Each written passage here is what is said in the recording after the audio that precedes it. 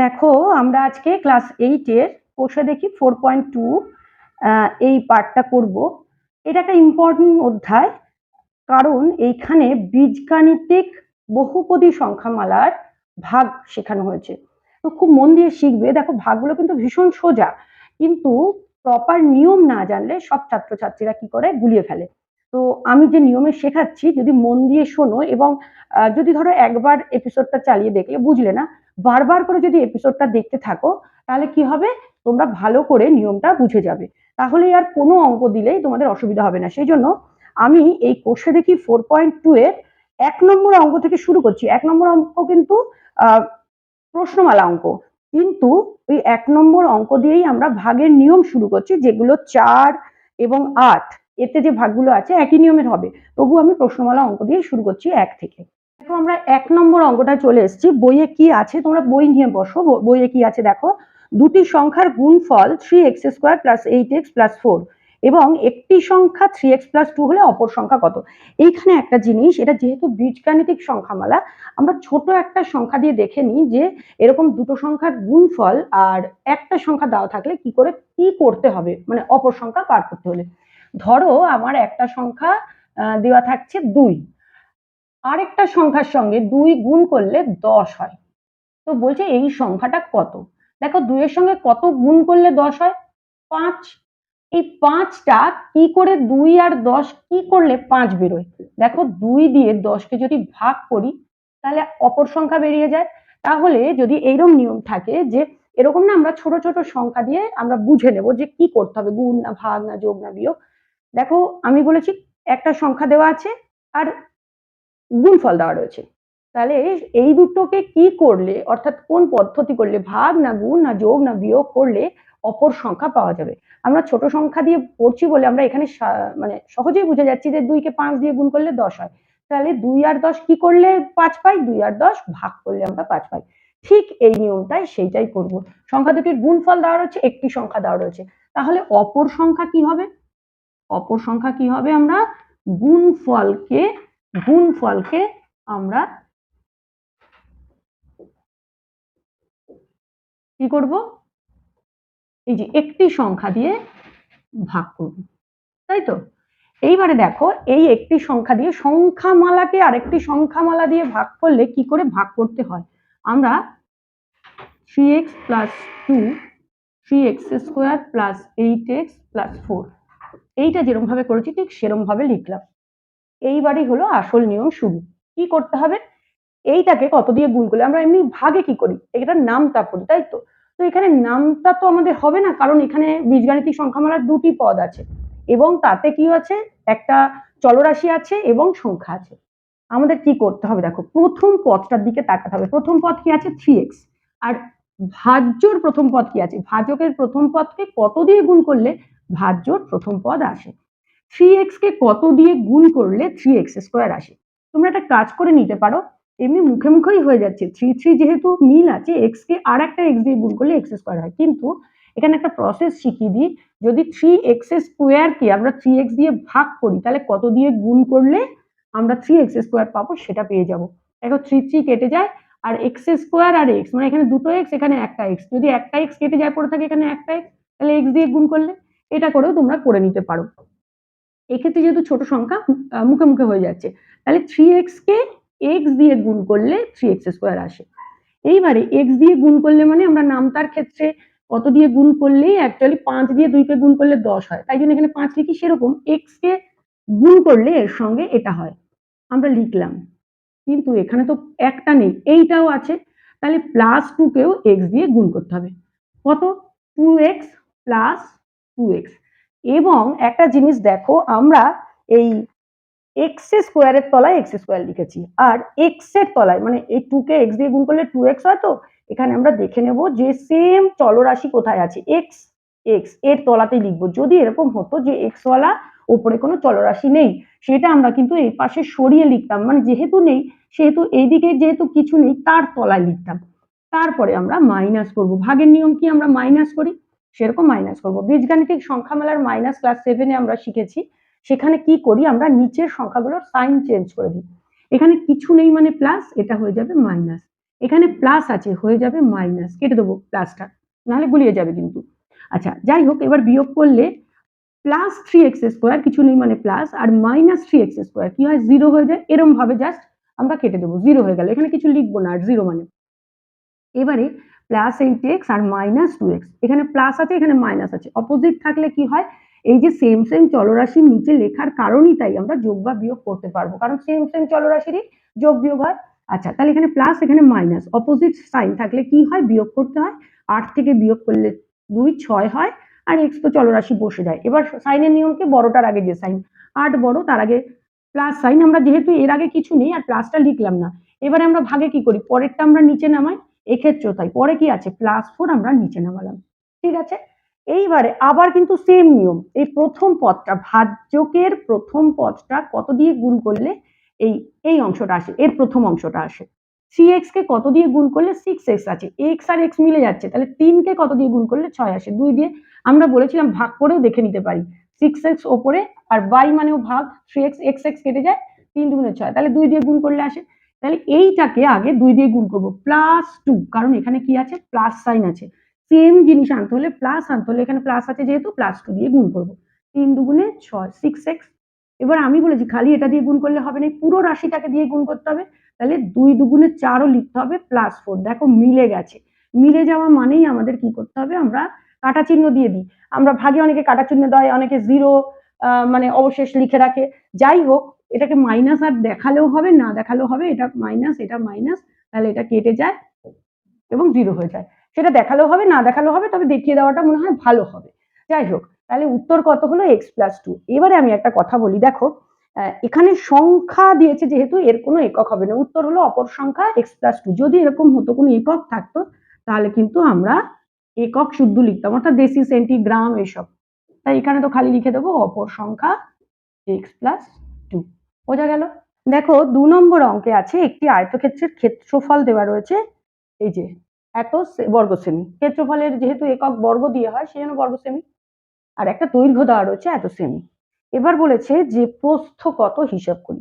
দেখো তোমরা ক্লাস 5-এ আমরা যে আয়তক্ষেত্রের ফর্মুলা গুলো পড়েছি, ক্ষেত্রফলের, পরিসীমার, ক্ষেত্রফল দেওয়া থাকলে দৈর্ঘ্য কি করে বার করব, প্রস্থ কি করে বার করব, অর্থাৎ সেই ফর্মুলা দিয়েই করতে হবে। ক্ষেত্রফল দেওয়া থাকলে আমরা জানি দৈর্ঘ্য দিয়ে ক্ষেত্রফলকে ভাগ করলে প্রস্থ পাওয়া যায়, এখানে যদি প্রস্থ দেওয়া থাকতো ক্ষেত্রফলকে প্রস্থ দিয়ে ভাগ করতাম।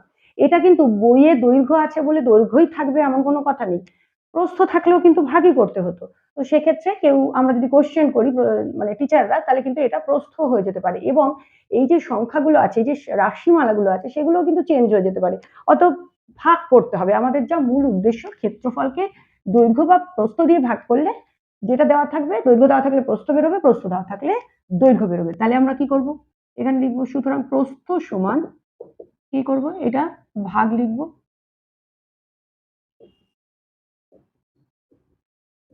এইটাকে এই দৈর্ঘ্য দিয়ে ভাগ, তাই তো।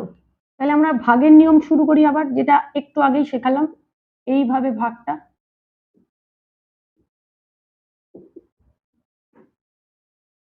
এই আমি কি বলেছি আগের নিয়মে, প্রথম পদটার দিকে তাকাবো, ভাজকের, ভাজকের প্রথম পদ 8x আছে, আর ভাজ্যের প্রথম পদ আছে 24x²। তাহলে 8x কে কত দিয়ে গুণ করলে 24x² আছে, আমরা দুটো ভাগ করে দেখে নিতে পারি। ভাজ্যের পদটা আগে লিখবো আর ভাজকের পদটা নিচে লিখবো, কাটাকুটি করছি। 3 8 24, আর x, একটা x কেটে গেলে এখানে একটা x পড়ে থাকে, কত দিয়ে গুণ, 3x দিয়ে গুণ।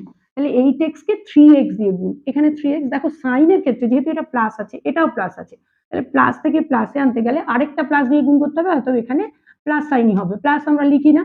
আচ্ছা 3x দিয়ে গুণ করলে হলো 24x², এইটাকে এইবার -3y কেও 3x দিয়ে গুণ করতে হবে, কত হবে, মাইনাস আর প্লাস অপোজিট সাইন থাকলে মাইনাস হয়, আর 3 আর 3 3 3 9, আর y আর x পাশাপাশি বসে যাবে, তাহলে 9xy।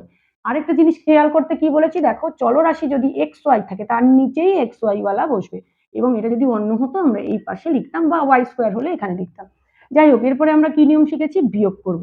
এখানে যেহেতু প্লাস আছে কিছু নেই মানে এটা মাইনাস হয়ে যাবে, এইটা যেহেতু মাইনাস আছে এটা হয়ে যাবে প্লাস।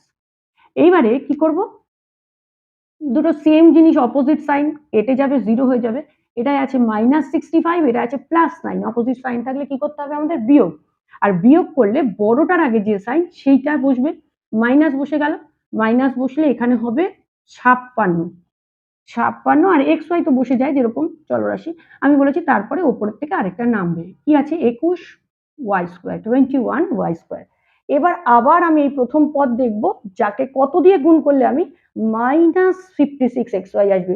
আমি কিন্তু বারবার বলছি সাইন সমেত দেখতে হবে, অবভিয়াসলি এখানে প্লাস আছে, আমাকে আনতে হবে মাইনাস, তাহলে অপোজিট সাইন দিয়ে গুণ করতে হবে, প্রথম কথা। দ্বিতীয় কথা, আমরা ভাগ করে দেখে নিই কত, 56 এক্স ওয়াই আর 8x, 7 8 56, এক্স এক্স কেটে গেল, ওয়াই পড়ে থাকলো কত 7y দিয়ে, তাহলে এখানে 7y দিয়ে গুণ করব, এটাকে 7y দিয়ে গুণ করলে -56xy আসবে, আর -3y কে গুণ করলে কত হবে, মাইনাস আছে এখানেও মাইনাস আছে, সেম সাইন থাকলে প্লাস হয়ে যাবে, 3 7 21 আর y গুণ করলে হয়ে যায় y স্কোয়ার।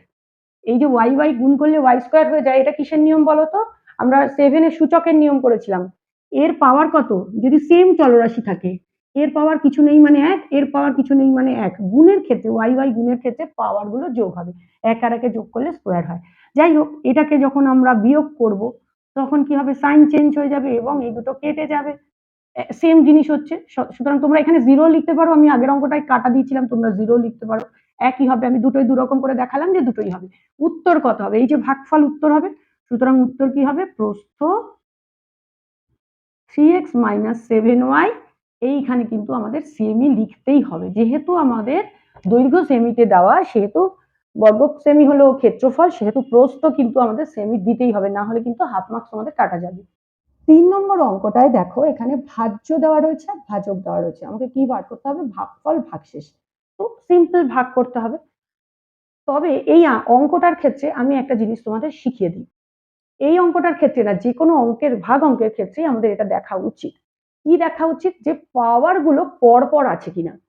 দেখো ভাজ্যের প্রথমে দেখি, এক্স এর পাওয়ার কত আছে 4, এখানে এক্স এর পাওয়ার কত আছে 3, তারপরে এক্স এর পাওয়ার কত থাকার কথা এক্স স্কোয়ার, কিন্তু এক্স স্কোয়ার কিন্তু এখানে নেই, সেই জন্য আমরা দেখো কি করে নিই, এখানটায় প্রথমে x4 যা আছে লিখবো, x³ y লিখবো, আমি দেখো একটা জিনিস, এক্স ওয়াই দুটোই চলরাশি আছে, কিন্তু আমি একটা চলরাশিকে ধরে করছি, এটা x কে ধরে করছি, x এর 4 x এর কিউব, এইবারে আমরা লিখবো x এর স্কোয়ার, y টা এখনো লিখছি না, তারপরে কি আছে x স্কোয়ার মানে 2, এবার একটা x হবে, সেটা আবার আছে, সেটা আমি তাহলে লিখে নিই, তারপরে x এর একটা x, তারপরে x থাকবেই না, তাহলে এইটা তো তাই আছে, x নেই, সেটা লিখে দিলাম। কিন্তু এইবারে পিছন থেকে আমরা y এর পাওয়ার হিসেব করব, y এর পাওয়ার কত আছে 4, তারপরে কত আছে 3, তারপরে কি আছে 2 থাকার কথা কিন্তু 1 আছে, তাহলে 2টা কোথায় বসবে, দেখো এইখানে কিন্তু আমরা একটা 2 ওয়ালা y বসিয়ে দিতে পারি, তাহলে y এর 4 হলো, কিউব হলো এই যে 2, এইখানে 1, এখানে y নেই, কিন্তু এই যে এক্স স্কোয়ার ওয়াই স্কোয়ার সেটা কি এর মধ্যে আছে, তাহলে আমরা কি হঠাৎ এক্স স্কোয়ার ওয়াই স্কোয়ার আনতে পারি না, আমরা কিন্তু আনতে পারি না, তাহলে এটার সঙ্গে আমরা কি করব, দেখো এগুলো আছে এবং এদের কিছু সহগ আছে, কিছু নেই সহগ মানে কিন্তু 1, এখানে যদি আমরা 0 সহগ করি, তাহলে 0 into X square Y square, 0-র সঙ্গে যদি এক্স স্কোয়ার ওয়াই স্কোয়ার গুণ হয়, তাহলে আমরা কি হয়, এটা পুরোটাই 0 হয়ে যায়, তাহলে এখানে নেই বলাটা যে মানে যা, 0 ইন্টু এক্স স্কোয়ার ওয়াই স্কোয়ারও তাই, কেন আমরা এটা লিখে নিলাম, এটা আমরা ভাগ করতে গিয়ে বুঝবো। তাহলে অ্যাকচুয়ালি কি দাঁড়ালো, আগে আমরা পাওয়ার দেখবো, যে একটা চলরাশির এক্স ধরলাম 4 3, এরপরে 2 নেই বলে 2 লিখলাম এক্স স্কোয়ার, এবং তারপরে দেখছি 1 আছে, তারপরে কিছু নেই, অতএব এটা লিখে দিলাম, তারপরে ওয়াই এর ক্ষেত্রে আমরা উল্টো দিক থেকে ধরবো 4 3 4 3, এখানে যেহেতু 2 নেই, আমরা এখানে এক্স স্কোয়ার যেটা লিখেছিলাম সেটার সঙ্গে 2 তাহলে জুড়ে দিই, এক্স ওয়াই স্কোয়ার, তারপরে তো ওয়াই 1 আছে এবং এখানে ওয়াই নেই, তো যেটা আমরা এক্সট্রা লিখবো সেটার সহগ সবসময় আমরা কি করে দেবো 0 করে দেবো, তাহলে আমাদের আর বোঝালাম যে কেন 0 করবো এর আগে, এখন একবারে বললাম যে যেটা আমরা এক্সট্রা এনেছি তার সঙ্গে কি করবো, জাস্ট সহগ 0 করে দেবো, অর্থাৎ তার আগে একটা 0 লিখে দেবো। এইবার আমরা দেখো আরেকটা জিনিসও দেখে নাও, ভাজকেরটাও দেখে নাও, দেখো তো একই আছে কিনা, এক্স এর পাওয়ার 2 এক্স এর পাওয়ার 1 এক্স নেই, ওয়াই এর পাওয়ার 2 ওয়াই এর পাওয়ার 1 ওয়াই নেই, তাহলে এটা ঠিক আছে, তাহলে আমরা এটার ক্ষেত্রে ভাজ্যর ক্ষেত্রে কিন্তু যেটা আমরা তৈরি করলাম 0 দিয়ে সেটা লিখবো।